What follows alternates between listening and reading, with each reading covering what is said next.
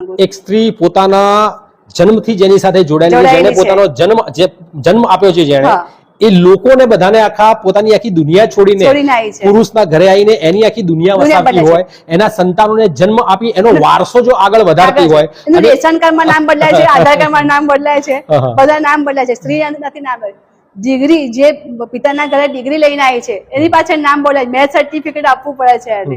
તો પછી શા માટે પુરુષ આટલું બધું, જયારે કે કહેવામાં સમાજમાં એમ કહેવાય છે કે જ્યાં સાસરીમાં હોય છે ને તો સ્ત્રીને એમ કે છે કે તું તો પારકી કહેવાય છે ને, સાસરી વાળા એમ કે તું તો પારકા ઘરની છોકરી છે ને, એટલે કે તું એમ કહેવામાં આવે છે. અને જયારે પિયરમાં જાય છે તો માતા પિતા કહે છે કે તું તો પારકા ઘરની છે, તારું ઘર સંભાળ એમ. એટલે સ્ત્રીનું ઘર કયું એ વજૂદ હજી બી નથી કે સ્ત્રીનું કયું ઘર. એટલે સ્ત્રી ઘણી વખત એમ કે છે કે મારું ઘર કયું. એટલે આત્મસન્માન માટે હવે ઘણી વખત સ્ત્રીને એમ ગોતવું પડશે કે મારું ઘર કયું, પિતાનું ઘર ગણવું કે સાસરીનું ગણવું.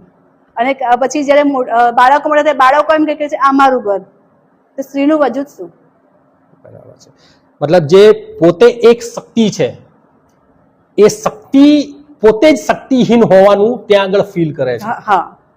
જે શક્તિ પોતાના શરીરમાંથી અનેક જીવોને જન્મ આપે છે, આખો જેના ઘરે પરણીને આવી છે એનો આખો વારસો એને તૈયાર કરી આપે છે, એનો વંશ આખો તૈયાર કરી આપે છે, એ શક્તિને જ પોતાનું કોઈ એક પ્રોપર ઘર હોય એવી કોઈ સ્થાન કે ઓળખ નથી મળતી. આ એક ખૂબ જ દુઃખદ વાત છે અને આની ઉપર સમાજે ચિંતન કરી અને એનું જે ખરું સન્માન છે સ્ત્રીનું એ આપવું જરૂરી છે.